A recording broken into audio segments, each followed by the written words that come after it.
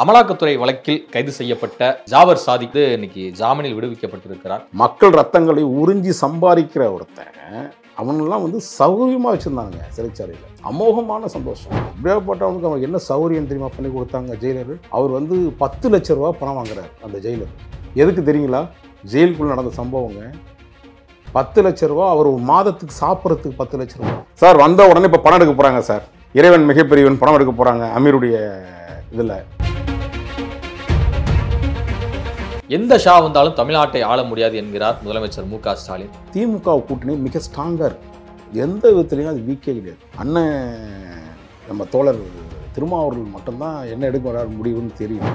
திராவிட இயக்கத்தை வலிக்க வந்தால் நான் திருமாவளவன் தொடர்ந்து நான் குரல் கொடுத்துட்டே இருப்பேன். அதெல்லாம் நான் விடவே மாட்டேன். நான் இருக்கிற வரையும் திராவிட இயக்கத்தை வலிக்கும். அப்போ என்ன வெங்காயத்துக்கு நீங்கள் கட்சி ஆரம்பிச்சிங்க தோழர்? ஒடுக்கப்பட்ட சமுதாயத்துக்கு நீங்கள் எதுவுமே செய்யலைன்னு ஆரம்பத்திலே சொல்லிட்டு இருக்கேன்.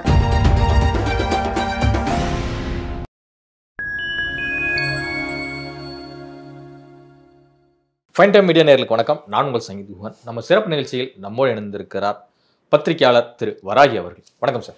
வணக்கம். எப்படி சார் இருக்கீங்க? பிரமாதம். அமலாக்கத்துறை வழக்கில் கைது செய்யப்பட்ட ஜாபர் சாதிக் இன்னைக்கு ஜாமீனில் விடுவிக்கப்பட்டிருக்கிறார்.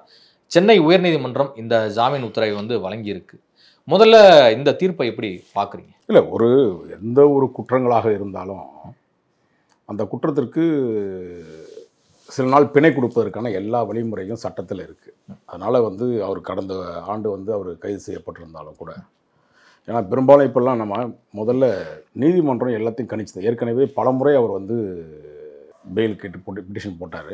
அவர் தம்பி சலீமும். எனக்கு தெரிஞ்சு இந்த நேரம் அது கொடுக்கப்படக்கூடிய நேரம் தான்.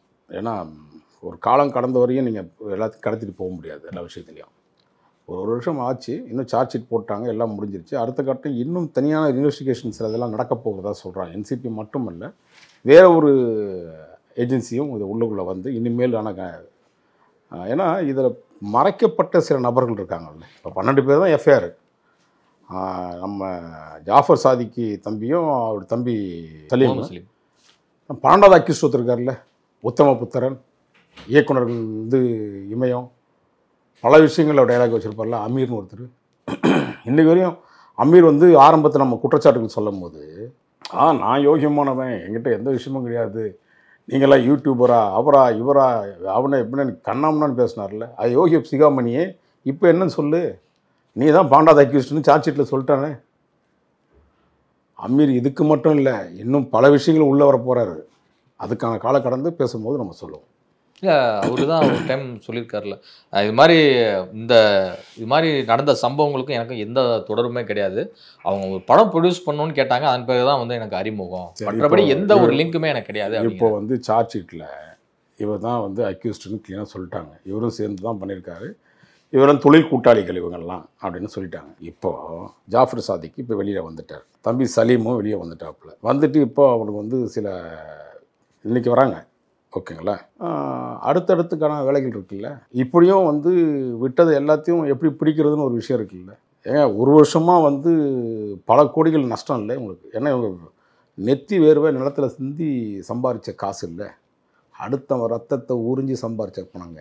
போதைப் பொருள் மோசமானது. இந்த கதை உங்களுக்கு ஆரம்பத்துலேருந்தே ஏன்னா மறந்துருப்போம். மக்களுடைய மனநிலையை என்னன்னு கேட்டிங்கன்னா மறதி. அதனால தான் அந்த மறதியை பயன்படுத்தி தான் இவன்னா யோகியமானவர் அப்படின்னு சொல்லிட முடியாது. இவனுடைய நெட்வொர்க்கே எங்கேருந்து அகில இந்திய லெவலில், அதுவும் குறிப்பாக வெளிநாடுகள் இருக்கக்கூடிய agencies, New Zealand, US, Malaysia, Canada போன்ற நாடுகள் எல்லாமே ஐயா இந்தியாவில் ஒருத்தன் இப்படி ஒரு ஆள் தமிழ்நாட்டில் இருக்கிறான், இன்னும் நீங்கள் அவனை பிடிக்காமல் வச்சுருக்கீங்களேன்னு சொன்னதுக்கு பிறகு தான் இந்தியாவுடைய என்சிபிக்கே தெரியுது. அவ்வளோ சர்வசாதாரணமாக விட்டுட்டு மக்கள் மறந்து போயிடக்கூடாதுன்றக்காக இதை நினைவுபடுத்துகிறேன் உங்களுக்கு, புரியுதுங்களா? அப்போ இவங்க விட்டு போன விஷயங்கள், மங்கை திரைப்படம் 4 படம் எடுத்திருக்காங்க. ஐயா அமீர் இருக்கார் இல்லையா, இயக்குனர், இறைவன் மிகப்பெரியவன்றதை காமிச்சிட்டார்ல இந்த ஒரு வருஷத்தில். என்ன இவர் தையத்தக்கன்னு அடித்து இடித்து டெல்லியில் சில சோர்ஸ்களை எடுத்து கைது பண்ணாத அளவுக்கு என்னென்ன வேலை செய்யணும். நான் தான் சொல்லியிருக்கேன், நம்ம பல காணொலியில் சொல்லியிருக்கோம். இன்றைக்கி இன்வெஸ்டிகேஷன் ஏஜென்சிஸ், நிறைய ஏஜென்சிஸ் ஃபெயிலியர் ஆகிடுச்சு. சென்ட்ரல் ஏஜென்சிஸ், குறிப்பாக இன்கம் டேக்ஸ் இன்வெஸ்டிகேஷன் சொல்லியிருக்கோம். ஈடியிலேயே தவறான அதிகாரிகள் இருக்கான்னு சொல்லியிருக்கோம். ஏன்னா தமிழ்நாட்டில் நடந்த அரசியல் ரைடுகளில் எப்படிலாம் உச்சபட்ச அதிகாரம் வந்து ஈடிக்கு அடுத்து ஐடி, அதன் பிறகு சிபிஐ, இது மாதிரி தானே. இல்லைங்க, பேசிக்காக ஒரு விஷயம் கையில் எடுத்தால் தாங்க அடுத்த கட்டம் வரும். நீங்கள் ஏதாவது ஒன்றுத்துல எஃப்ஐஆர் போடணும்ல. இப்போ போட்டது என்ன, என்சிபியில் ஒரு எஃப்ஐஆர், இடியில் வழக்கு போயிருக்கு. இன்னும் பல விஷயங்கள் இருக்குது ஏஜென்சி. இப்போ வெளியில் ஜாஃபர் சாதிக்கு வரட்டும், வந்ததுக்கப்புறம் தான் இன்னும் பல ஏஜென்சிஸ் உள்ளே வந்து இதுக்கான வேலைகளை பார்க்க வேண்டியிருக்கு. ஏன்னா அவர் சிறைச்சாலைக்குள்ளேயே இருந்துட்டாப்புல. இந்த சிறைச்சாலையில் நான் ஆரம்பத்திலே நான் பல விஷயங்கள் பேசியிருக்கோம். சிறைச்சாலையில் அவர் வந்து ஏ கிளாஸில் இருந்தார். ஏ கிளாஸ்ன்றது வந்து பணக்காரர்கள் கொடுக்கப்பட்டது. பணக்காரன்னா இந்த மாதிரி போதை வஸ்துக்களை விற்று சம்பாரித்து பல கோடியில் சம்பாரித்த ஒருத்தருக்கு தான் வந்து ஏ கிளாஸ் கொடுக்கப்பட்டிருக்குது. இதில் இன்னொரு விஷயம், நான் அந்த நேரத்தில் சிறைச்சாலையில் இருந்ததுனால சொல்கிறேன். அந்த ஏ கிளாஸில் ஒருத்தருக்கு ஏ கிளாஸ் கிடச்சிருச்சு, அவன் தம்பி சலீமுக்கு ஏ கிளாஸ் கிடைக்கல. ஒரு வருஷத்தில் கிட்டத்தட்ட பார்த்தீங்கன்னா 10 மாதம் வந்து அவர் ஒரு பிளாக்கில் தான் இருந்தார். 2ஆம் நம்பர் பிளாக்குன்னு நினைக்கிறேன், இன்னும் நினைவு தெரிஞ்சு. அந்த பிளாக்கில் நான் HS2ல் இருக்கிறேன், ஹை செக்யூரிட்டி பிளாக்கில் இருக்கும்போது. அப்போ நான் மருத்துவமனை மற்ற விஷயங்கள் போகும்போதெல்லாம் அந்த மனுக்களில் பார்ப்போம். இப்படியாப்பட்டவனுக்கு அவனுக்கு என்ன சௌகரியம் தெரியுமா பண்ணி கொடுத்தாங்க ஜெயிலரு. இப்போ அந்த ஜெயிலர் இல்லை, இப்போ வெளியில் மாற்றிருக்கப்பட்டிருக்குது. 3 எழுத்துக்காரரு. அவர் வந்து 10 லட்ச ரூபா பணம் வாங்குறார் அந்த ஜெயிலர். எதுக்கு தெரியுங்களா? ஜெயிலுக்குள்ளே நடந்த சம்பவங்க. 10 லட்ச ரூபா. அவர் ஒரு மாதத்துக்கு சாப்பிட்றதுக்கு 10 லட்ச ரூபா. சிறைச்சாலையில் மொத்தமாகவே கேவலமான சாப்பாடு, அது வேற ஒரு பக்கம் இருக்கட்டும். ஜாஃபர் சாதிக்கு போன்ற சில முக்கிய பிரமுகர்கள், இதை நான் தனியாக சொல்கிறேன், ஒரு கல்லூரியுடைய முக்கியமான ஒரு நபர் இப்படி நகை ஏமாற்றிட்டு வந்தவன், ஆருத்ரா, அந்த மாதிரி பல விஷயங்களில் அவங்களாம் வந்து பணம் கட்டி பல கோடிகளை வந்து உள்ள பணம் டிரான்சாக்ஷன் ஆகிருக்குங்க சிறைச்சாலையில், நம்ம புழல் சிறைச்சாலையில். இதில் மாதம் 10 லட்ச ரூபா சாப்பாட்டுக்கு பணம் கொடுத்தாங்க. அந்த 10 லட்ச ரூபா அந்த ஜெயிலர் எடுத்துக்கிட்டு அவர் ஒரு பெண் மேட்டர்லாம் மாட்டிடுறாரு. மாட்டின உடனே அந்த 10 லட்ச ரூபா வாங்கினது 7 லட்ச ரூபா அந்த பெண்ணு கொடுத்து, அது ஒரு சின்ன பிரச்சனையில் ஒன்று, அது தனி பார்ட்டாக நம்ம சொல்லுவோம். அந்த மாதிரி வந்து அதான் சொன்னேன், ஊரா எங்கெங்கேயோ உட்காந்து சம்பாரிச்சல ஊரில், இவன் வந்து போதை வஸ்துக்களை நாடு முழுக்க கடத்தி சம்பாரிச்சு இவன் இந்த மாதிரியான ஆட்களுக்கு அவங்க சௌகரியம் பண்ணி கொடுத்தாங்க சிறைச்சாலையில். இதெல்லாம் சொன்னால் அவன் சிறைச்சாலையில் இருந்ததெல்லாம் பார்த்தீங்கன்னா அமோகமான வாழ்க்கை. ஒரு நாள் கூட துக்கமாக இருந்து நான் பார்த்தேன். நான் 136 நாள் சிறைச்சாலையில் இருந்திருக்கேன்.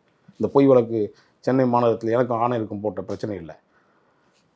அதில் போய் நான் உள்ளே பார்க்கும்போது தெரியுது, அமோகமான பணக்காரன்னா, அதுவும் மக்கள் ரத்தங்களை உறிஞ்சி சம்பாதிக்கிற ஒருத்தன், அவனெல்லாம் வந்து சௌகரியமாக வச்சுருந்தாங்க சிறைச்சாலையில். அமோகமான சந்தோஷம். ஒரு நாள் கிரிமினல் கேஸில் மாட்டிருக்கிறவரை ரொம்ப ஒரு ஹை செக்யூரிட்டி பிளாக்ல தானே வச்சுருப்பாங்க. இல்லை, அவர் ஏ கிளாஸில் கொடுத்தாங்கன்னு சொல்கிறேன், ஹை செக்யூரிட்டியில் கொடுக்கல, அவர் ஏ கிளாஸில் கொடுத்தாங்க. அவர் அதான் சொன்னேன், 10 லட்ச ரூபா பணம் பரிமாற்றம் பண்ணியிருக்குது. எத்தனை பேருக்கு வாகனங்கள் வாங்கி கொடுத்துருக்குறாங்க அந்த சிறையில் இருக்கக்கூடியவர்களுக்கு, அதிகாரிகள். ஆதாரம் இருக்கா ஐயா? ஆதாரங்கள் புகாராகவே இருக்குது. நீங்கள் என்ன ஆதாரம் இருக்கான்னு கேட்டிங்கன்னா, சிறைச்சாலை வந்து சீர்திருத்த பள்ளி தாங்க, அங்கே ஸ்கீர்கட்டு கிடக்கிற மாதிரி எதுவுமே கிடையாது. அவ்வளோ மோசம். நான் உள்ளே இருந்தே சிறைச்சாலை இருந்தே நான் உண்ணாவிரத 6 நாள் இருந்தேன். அங்கே கைதியும் சொல்கிற சிறைவாசிகளை வந்து அடித்து துன்புறுத்துவது அதிகம். சரி, நம்ம டைவர்ட் ஆகி போயிட வேண்டாம். அந்த மாதிரி எதுக்கு நான் சொல்கிறேன்னா, இந்த மாதிரியான சிறைச்சாலையில் இவன் சௌரியமாக உள்ளே இருந்தான்ற சௌரியமே இல்லை. 24 மணி நீங்கள் ஒன்று வேணாங்க, நான் இல்லைன்னு இப்போ நீங்கள் ஆதாரம்னு விஷயம் சொல்கிறீங்கல்ல, சிசிடிவி ஃபுட்டேஜ் மனுக்கள் பார்க்குற இடத்துல இருக்குது. வழக்கறிஞர் மனுவுக்கும் அவர் மனைவி வந்து அவங்க பார்ப்பாங்க, அது நண்பர்கள் வந்து பார்ப்பாங்க. ஓகேங்களா? அதில் சிசிடிவி ஃபுட்டேஜ் பாருங்களேன். ஒரு நாளைக்கு வந்து நீங்கள் காலையில் 6 மணிக்கு செல்லை திறந்து விட்டாங்கன்னா மனு பார்க்குறது எப்படியும் 11 மணிக்கு தான். 8 மணிக்கு ரெகுலர் மனு வந்துடும், 11 மணிக்கு வந்து வழக்கறிஞர் மனு வந்துடும். எப்போ பார்த்தாலும் அந்த மனு பார்க்குற நாட்டில் தான் உட்காந்துருப்போம். அந்த சிசிடிவி போய் ஒப்படைக்க சொல்லுங்கள். இது ஒன்று ஆதாரம். கடந்த ஒரு வருஷத்துடைய இதை கூட ஒப்படைக்க சொல்லுங்கள், அவர் எங்கே இருந்தாருன்ட்டு. மற்றவங்க எல்லாத்துக்கும் 1/2 மணி நேரம் தான் மனு. அப்போது சிறைச்சாலையில் இருந்த ஜாஃபர் சாதிக்கு அவருடைய தம்பி சலீம் எல்லாம் மிக சௌரியமாக இருந்தாங்க. அவர்களுக்கு தேவையான சிக்கன் என்ன வேணும், மட்டன் என்ன வேணும், என்ன பொருள், தோசை வேணும், அப்படி ஒரு ஸ்பெஷலிட்டி வந்து பண்ணி கொடுத்தாங்க அந்த நேரத்தில். இதெல்லாம் வந்து அவர் சிறைச்சாலையில் இருந்ததை பற்றியெல்லாம் சொன்னோம்னா அது தனி ட்ராக்காக போகணும். இப்போ நம்மளுடைய இடத்துக்கு வந்துடுவோம். அமலாக்கத்துறை வந்து கோர்ட்டில் இந்த ஜாமீன் கொடுப்பதற்கு முன்பாக ஒரு குற்றச்சாட்டை ஜாஃபர் சாதிக் மீது வச்சுருக்காங்க. என்ன அப்படின்னா, இவர் வந்து திமுகவில் முன்னாள் நிர்வாகியா வந்து இருந்திருக்கிறாரு. நிறைய தொடர்புகள் வந்து இவருக்கு வந்து இருக்கு. ஸோ அப்படி பார்க்கும்போது இவரை ஜாமீன்ல விடுவிச்சா நிச்சயமா சாட்சியங்களை கலைக்கக்கூடும். அதனால வந்து ஜாமீன் வந்து வழங்கக்கூடாது அப்படிங்கிற ரீதியில வந்து வாதிட்டு இருக்காங்க. இதை நம்ம எப்படி புரிஞ்சுக்கணும் அப்படின்னு நினைக்கிறேன். இல்லை ஆக்சுவலாக அவங்களுடைய ப்ரேயர் அவங்க சொல்ல வேண்டிய கருத்துக்களை அவங்க சொல்ல தான் செய்வாங்க. ஏன்னா சாட்சி இப்போ சாட்சி கிடைக்காம விட்டுருவாங்களா என்ன? ஜாஃபர் சாதிக் வெளியே வந்து சாட்சி கிடைக்காம விட்டுற போறாங்களா? இது உள்ள இருந்தாலே கோர்ட்டுடைய ஜாமீன்ல வெளியே வந்திருக்காரு. அப்படி பார்க்கும்போது கோர்ட் வந்து கொஞ்சம் கண்காணிச்சுட்டு தானே இருக்கும். கோடி கோடியா குவிச்சு வச்சு அடிச்சிட்டான். கிட்டத்தட்ட 3500 கோடி நம்ம சொல்லலை, புரியுதுங்களா? 3500 கோடி வந்து போதை வஸ்துக்கள் இன்னைக்கு மட்டும் நடமாடாமல் இருக்கா? அவர் உள்ள இருந்தார தவிர இன்னைக்கும் தமிழ்நாட்டில் நடந்துட்டு இருக்கா இல்லையா போதை வஸ்துக்கள்? ஏங்க நேற்று மாட்டிலையாங்க எத்தனை மெத்துன்ற வார்த்தை எனக்கு கேள்விப்பட்டிருக்கோம், கஞ்சா கேள்விப்பட்டிருக்கோம், அபின் ஏதோ ப்ரௌன் சுகண்ட் அது மாதிரி ஏதோ சொல்லுவாங்க. இன்னைக்கு இத்தனை கோடிகள் வந்து 3500 கோடி ரூபாய்க்கு மேலே போதை வஸ்துக்கள் விற்றுருக்காங்கன்னா மெத்தமெட்டைன் அது என்ன, அது இன்னும் வாயில கூட வரமாட்டேங்குது. அப்படியே ஒரு போதைப் பொருள், அதுவும் ரா மெட்டீரியல்லையே, மற்றனா கூட ரா மெட்டீரியல்லையே மட்டுமே இவ்வளோ பொருள் இதாக இருக்காப்புல. இது திமுக சம்மந்தப்பட்ட சில அரசியல் சம்மந்தப்பட்ட பிரமுகர்களுக்கு கொடுக்கப்பட்டிருக்கு. ஏன் பேரே சொல்லாமே, தம்பி உதயநிதிக்கு அவர் சகோதரி அவருடைய மனைவி அவங்களுக்கு பணம் கொடுக்கப்பட்டதாக சொல்லுது, 40 ஃபண்டு கொடுக்கப்பட்டதாக சொல்லுது, இப்படி பல விஷயங்களில் ஃபண்டு கொடுக்கப்பட்டதாக சொல்லுது. இல்லை நம்ம வந்து சொல்ல, ஈடி தான் சொல்லிச்சு. அந்த இன்டர்வியூ ஃபஸ்ட்டு அவர் அரெஸ்ட் பண்ண அன்றைக்கி 2 மணி நேரத்தை ஒரு இன்டர்வியூ வச்சாங்க தெரியுமில்ல, ஈடியில் அவசரமாக ஒரு இன்டர்வியூ வச்சு அதையெல்லாம் சொன்னாங்கல்ல. பணம் வாங்கியிருக்கிறான், இல்லைல்லாம் சொல்லலை, எல்லாருமே வாங்கியிருக்காங்க. பணத்தை வாங்கி அதான் சொன்னாங்க, சிறைச்சாலையில் இருக்காங்க. அவன் கோடி கோடியாக கொடுக்குறதுக்கு ரெடியாக வச்சுருக்காங்க. ஒரு வருஷத்தில் பல கோடிகள் செலவு பண்ணியிருக்காங்க. அவர் ஜாஃபர் சாதிக்கு வந்து அதை அத்துக்குள்ளே வந்தார்னா சலாம் பாய் சலாம் பாய்ன்னு அந்த ஒரு டீமே வந்து இறங்கி போலீஸுக்கு கூட உள்பட அப்புறம் அவ்வளோ சௌரியமாக வச்சுருக்குறாங்க. நீங்கள் எல்லாம் சிறைச்சாலையில் பார்த்தீங்கன்னா, ஆஹா ஜாஃபர் சாதிக்கு ரொம்ப கஷ்டப்படுவார். சிறைச்சாலையில் பணம் இருக்கிறவனுக்கு எந்த விஷயம் கிடையாது, எல்லாம் மரியாதை கிடைக்கும். பணம் தான் பிரதானம்.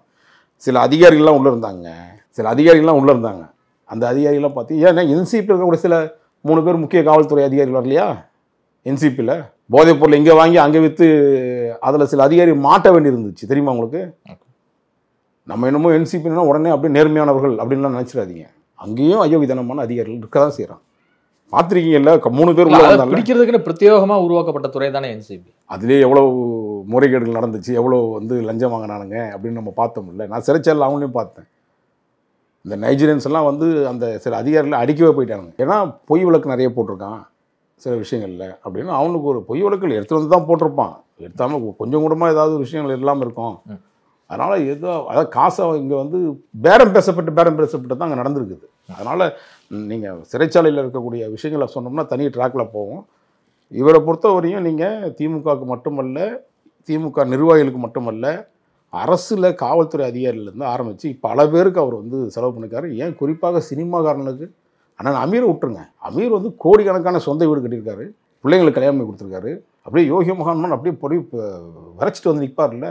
இல்லை மௌனம் பேசியதுலேருந்து பெரிய டைரக்டராக இருக்கார், பெரிய டைரக்டர். எத்தனை லட்சத்தில் கடன் இருந்தால் தெரியுமா, எத்தனை கோடியில் கடன் இருந்தால் தெரியுமா உங்களுக்கு? ஏங்க அதாவது வெள்ளையாக இருக்கும் பொய் சொல்ல மாட்டான்ற நினச்சிட்டு நீங்கள் இந்த வேலையை பார்க்காதீங்க. நம்ம அமீர் பாய் வந்து பல வேலையில் பார்த்துருக்காரு, செம்ம வேலைக்காரன். அதாவது சமுதாயத்தில் நம்மளாம் பெருசாக எதிர்பார்க்குறோம்ல சில ஆட்களை, ஐயோ இவனுக்கு பின்னாடி இவ்வளோ அயோக்கியத்தனம் இருக்கா அப்படின்னு நம்ம பார்க்க வேண்டிய போது அதிர்ச்சியாக இருக்குது அதெல்லாம் பார்த்தா.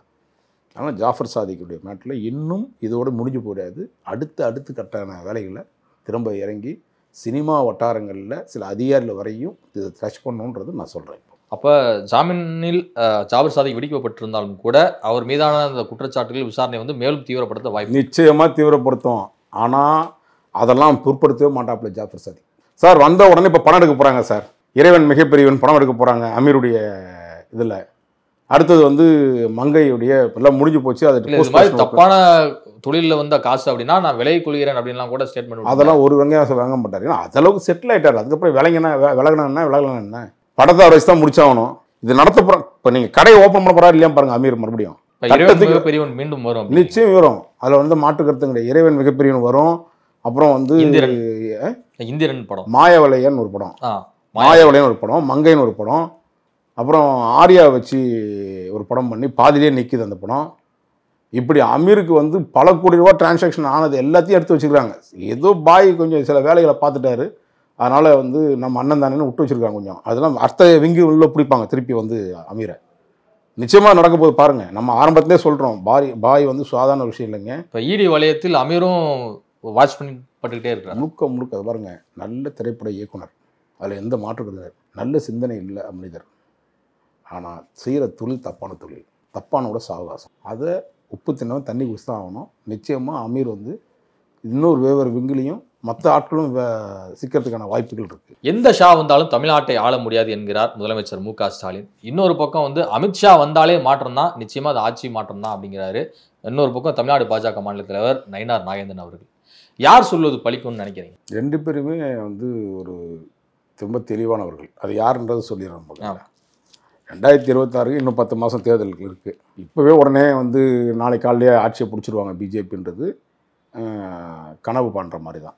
ஏன்னா அந்த அளவுக்கு வந்து அண்ணாமலை இருக்கும் பொழுதாவது இன்றைக்கி அண்ணாமலைக்கு தான் திமுக அந்த பாஜகவில் ஒரு 8% வாக்குகள் வந்து கூடுது. அதாவது 5% இவருக்காகவே வந்த வாக்குகள், 2-3% இருந்த பாஜகவுக்கு 8% அண்ணாமலை உருவாக்குனார். அதையெல்லாம் தாண்டி அவருடைய சரியோ தவறோ, சொல்லக்கூடிய கருத்துக்கள் சரியோ தவறோ, ஏதோ ஒரு விதத்தில் அவர் வந்து அந்த இளைஞர்களை மக்கள்கிட்ட வந்து ஒரு திசை திருப்பிட்டார். எல்லா விஷயத்தையும் அதில் நல்லது இருக்கும், கெட்டதும் இருக்கும். அதில் எல்லா அரசியல்வாதியும் எல்லாம் ஒத்துக்க முடியாது. அதை முதல்ல மேட்ச் பண்ணார். அன்றைக்கி அவர் இருந்து நீங்கள் இந்த இன்னொரு 10 மாதம் கடந்திருந்தாங்கன்னு வச்சிங்களேன், தமிழ்நாட்டு அரசியல் மிகப்பெரிய திருப்பம் வரும். இன்றைக்கி வரையும் சொல்கிறேங்க, திமுக கூட்டணி மிக ஸ்ட்ராங்காக இருக்குது. எந்த விதத்துலையும் அது வீக்கே கிடையாது. அண்ணன் நம்ம தோழர் திருமாவர்கள் மட்டும்தான் என்ன எடுக்க வர முடியும்னு தெரியல. ஏன்னா அவங்க இன்னொரு திமுகவை மட்டும் நம்பியே விசிகா இல்லை அப்படிங்கிறத சொல்லியிருக்காரு. சும்மா அதுக்கு முன்னாடி சொன்னதெல்லாம் ஏன் போய் பாருங்கள், ரொம்ப அசிங்கம். நான் திமுக வரனா கேட்டார்ல, எப்படி சொல்கிறீங்க திமுகன்னு? அதே வாகி அடுத்து ஒரு 10 நாளில் திராவிட இயக்கத்தை வலிக்க வந்தால் நான் திருமாவளவன் தொடர்ந்து நான் வந்து குரல் கொடுத்துட்டே இருப்பேன். அதெல்லாம் நான் விடவே மாட்டேன். நான் இருக்கிற வரையும் வந்து திராவிட இயக்கத்தை வலிக்கும். அப்போ என்ன வெங்காயத்துக்கு நீங்கள் கட்சி ஆரம்பிச்சிங்க தோழர்? ஒடுக்கப்பட்ட சமுதாயத்துக்கு நீங்கள் எதுவுமே செய்யலைன்னு ஆரம்பத்திலே சொல்லிட்டு இருக்கேன். உங்கள் கட்சி நீங்கள் வளர்த்து நீங்கள் ஆட்சியை பிடிக்கணும்னு நினைக்கிறோம். ஒடுக்கப்பட்ட சமுதாயத்தினுடைய விடிவெளியாக வருவீங்கன்னு நினைக்கிறோம். ஆனால் நீங்கள் என்னென்னா திராவிடத்தை நான் வந்து அழிச்சா வந்து விட மாட்டேன், நான் பார்த்து அப்படியே தூணாக இருந்து காப்பேன் அப்படின்றீங்க. விளையாட்டுத்தனமாக இருக்குங்க. என்ன அரசு, யார் கட்சி ஆரம்பித்து யார்கிட்ட உள்ளே வந்து என்ன வேலை பார்த்துட்டு இருக்கீங்க? அரசியலே ஒரு குழப்பமான சூழ்நிலை தான் இருக்குது. என்னென்னா மக்கள் அதான் சொன்னீங்க, ஆரம்பத்தை சொன்ன மாதிரி தான், மக்கள் வந்து மறதி வந்து அதிகமாக இருப்பதனால மறந்துடுவாங்க அப்படின்றனால இவங்க என்ன வேணாலும் பேச ஆரம்பிச்சிட்டாங்க. அதே மாதிரி இவர் பிஜேபியுடைய தலைவர் வந்து எனக்கு தெரிஞ்சு திமுகவுக்கு பி டீமும் ஏடிஎம்கேக்கு ஒரு ஏ டீமும் தான் இருப்பார். நான் வந்து ஆரம்பத்தில் என்னுடைய எக்ஸ்தலத்தில் சொல்லியிருக்கேன். ஏன்னா அவர் வந்து அவ்வளோ வழக்குகள் இருக்குது. அவங்க மகன் பாலாஜி வந்து பல விஷயங்களில் இல்லீகலாக சில ஆட்களுக்கு வந்து தொடர்ந்து தொடர்பில் இருக்கு அவர். அதனால் நீங்கள் நினைக்கிற மாதிரிலாம் இன்றைக்கி தமிழ்நாட்டில் அவருடைய தலைமையில் பெரிய எழுச்சிலாம் ஏற்படாது. 2 பேர்ட்டையும் பவ்வீடு தான் இருப்பார்.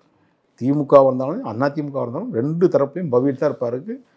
எனக்கு தெரிஞ்ச சான்ஸே இல்லை. அவருடைய தலைமையில் இருக்கக்கூடியது எங்கேயுமே கூட்டணி இல்லை, எதுவுமே பண்ண முடியாது. நீங்கள் 2-3 நாளைக்கு முன்னாடி கூட நீங்கள் சில விஷயங்களை கேட்டிங்கன்னா, அந்த பதவியேற்புகளை 4 சீட்டு வச்சுருக்கோம், 40 சீட்டு இப்படி போனார். அடுத்து ஒரு 4 நாளில் என்ன பண்ணுறாரு,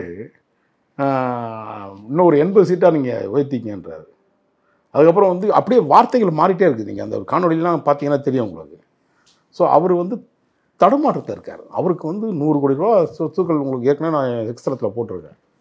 அவர் புள்ள பாலாஜி என்ன வேலை பார்த்துருக்காரு. இது மாதிரி சட்டத்துக்கு புறம்பான செயல்பாடுகளை எங்கே வந்து நீங்கள் ஒரு உள்கூட்டணி வச்சுருக்கீங்களோ அப்படின் போது நீங்கள் எப்படி இந்த கட்சியை வளர்க்க முடியும்? தெரிஞ்சோ தெரியாமல் என்ன ஒரு காலத்தில் வந்து அவர் போட்டாங்க. அது என்ன, அது உள்குள்ள அரசியல் நமக்கு எல்லாம் வெளியில் பேசிட்டோம் ஐயா. ஆனால் நயினார் நாகேந்திரன் இருக்கிற வரையும் பிஜேபியில் நிச்சயமாக வளர்ச்சி என்பது எதுவும் இருக்காதுன்றது தான் என்னோடய கருத்து.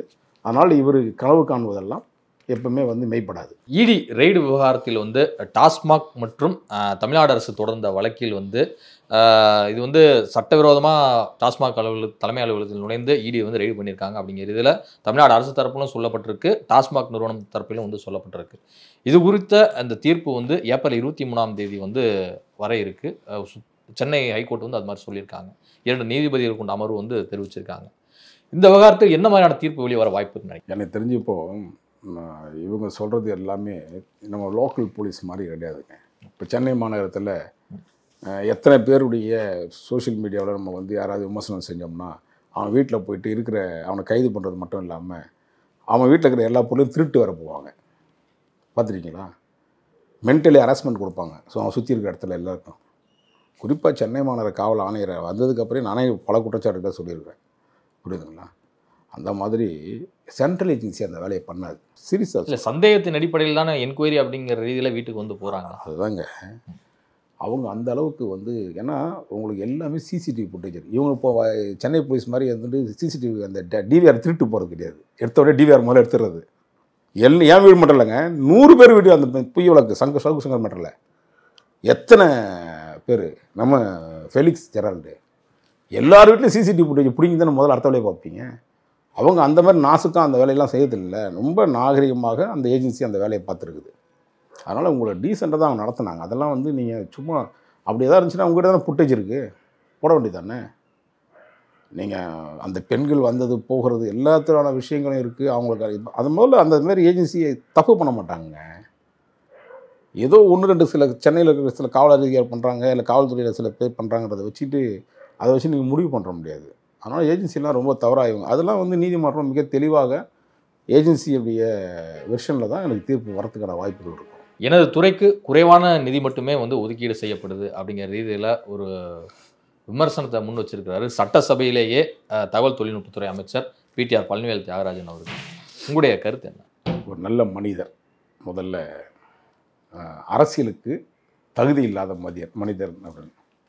அரசியல்னால் என்ன? இன்னைக்கு ஐயாவிதம் பண்ண தெரியணும், நம்ம விரும்பாக்கம் எம்எல்ஏ பிரபாகர் ராஜா மாதிரி கட்ட பஞ்சாயத்து பண்ண தெரியணும், அண்ணன் மூர்த்தி அவர்கள் மாதிரி பத்திரப்பதிவில் உள்ள பல ஊழல்களை பண்ண தெரியணும், முறைகளில் பண்ண தெரியணும், லஞ்ச காசு வாங்கணும், அதாவது டிரான்ஸ்ஃபரில் கூட காசு வாங்கணும்.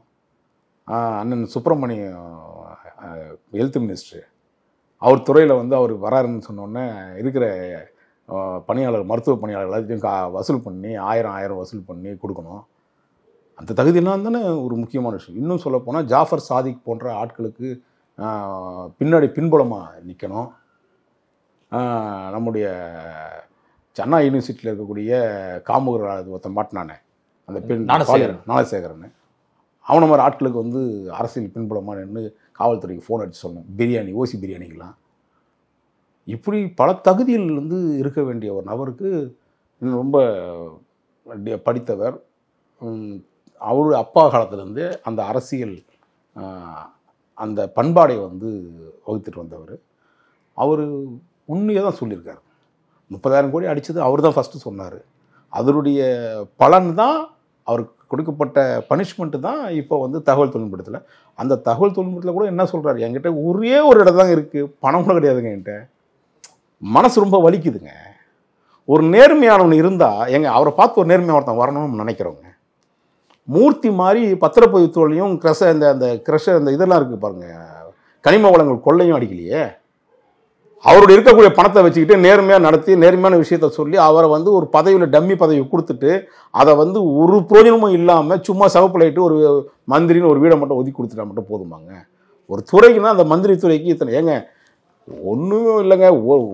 மோசமானவன் சாராய வியாபாரி, சாராய அமைச்சர் செந்தில் பாலாஜிக்கு வந்து நீங்கள் இது இபி கொடுக்குறீங்க, அதுலேயும் கோடி கோடியாக கொள்ளடிக்கிறாங்க, இதுலேயும் கோடி கோடியாக கொள்ளடிக்கிறான். ஆனால் ஒரு நேர்மையானவனுக்கு ஏற்ற அந்த இழப்பு பார்த்தீங்களா, அந்த வலியை பார்த்தீங்களா அவர்கிட்ட இருந்ததை. அவன் பண்பாளர். ஆனால் அந்த பண்பாளர் எனக்கு தெரிஞ்சு வரக்கூடிய தேர்தலில் நிற்க மாட்டார். எனக்கு தெரிஞ்சு அவர் வேறு ஒரு மறுபடியும் பிஸ்னஸ்ஸு இல்லைனா வெளிநாடுகள் செல்வதற்கான வாய்ப்புகள் நிறைய இருக்குது. ஏன்னா நேர்மையானவனுக்கு இங்கே வழிமுறை, அதாவது திமுக ஒருத்தர் நேர்மையாக இருக்கிறதே பெரிய விஷயம் சார். அங்கே ஒன்று இங்கே ஒன்று சில விஷயங்கள் நடக்கும் சார். ஒரு அரசியல்னால் ஒரு அரசியல்வாதியாக நடந்துக்க முடியல அவரால், அதுதான் வருத்தப்படுறேன். ஆனால் அவர் சோர்வடையக்கூடாது. அவருக்கான இயக்கம் இது இல்லை. அவர் வந்து ஒரு என்ஜிஓ மாதிரி நடத்தி. அவங்க தாத்தா பிடி ராஜன் வந்து சுந்தரவங்காக முடியாது முதலமைச்சராக இருந்திருக்கு சார். அந்த குடும்பமே சார், அப்பா வந்து சபாநாயகர் இந்த பெரிய பொறுப்புல எல்லாம் வந்து இருந்து சார். எனக்கு அவங்களுடைய இது வந்து எனக்கு நல்லாவே தெரியும் சார். நான் வந்து பல இடங்களில் அவரை நான் சந்திச்சிருக்கேன். சபாநாயகராக இருக்கும்போது, இந்து அறநிலைத்துறையில் அமைச்சராக இருக்கும்போது சந்திச்சிருக்கேன். ஆனால் இவர் நம்ம இது வரையும் பார்த்ததில்லை. ஆனால் வந்து அந்த குடும்பத்துக்கான ஒரு தகுதியை அவர் இன்னி வரையும் மெயின்டைன் பண்ணிட்டு வர்றார். அயோக்கியதனம் பண்ண தெரியல, அரசியல் பண்ண தெரியல, மற்றவன் அசிங்கப்படுத்த தெரியல, ஓசி தானே நீ, எஸ்சி தானே நீ அப்படின்னு கேட்க தெரியல. அந்த குடும்ப பாரம்பரியம் இன்னைக்கு வரை நிற்கிது. அதனால் எனக்கு தெரிஞ்ச ஒரு என்ஜிஓ நடத்திக்கிட்டு அப்படியே பொதுமக்கள் சேவை செய்யணும்னு நினச்சாருன்னா அதை மட்டும் செஞ்சுட்டு போகலாம். இந்த மாதிரி வெளியும் வேதனையோடு இருக்கா சபாநாயகர், அதை விட மோசம் இல்லை. அது எங்கே சொல்லணும்னு கேட்குறா சபாநாயகர். சபாநாயகருக்கு வந்து ஏதாவது ஒரு முதலமைச்சரையோ இல்லை அரசாங்கத்தை பற்றி ஏதாவது ஒரு தப்பு சொல்லிட்டா உடனே பொத்திட்டு வந்துடும் ஐயா அப்பாவுக்கு. அதனால் வந்து எனக்கு தெரிஞ்சு இந்த அமைச்சர்ன்ற பொறுப்பையே கூட ரிசைன் பண்ணிட்டு அடுத்த தேர்தல் நிற்க மாட்டார். அது மட்டும் அது எனக்கு உறுதியாக சொல்ல முடியும். அவ்வளோ வலியோடு அந்த சட்டமன்றத்தில் பேசும்போது அது வருத்தத்தை உருவாக்கும். இதுவரை உங்கள் பல்வேறு கருத்துக்கு நன்றி சார். நன்றி.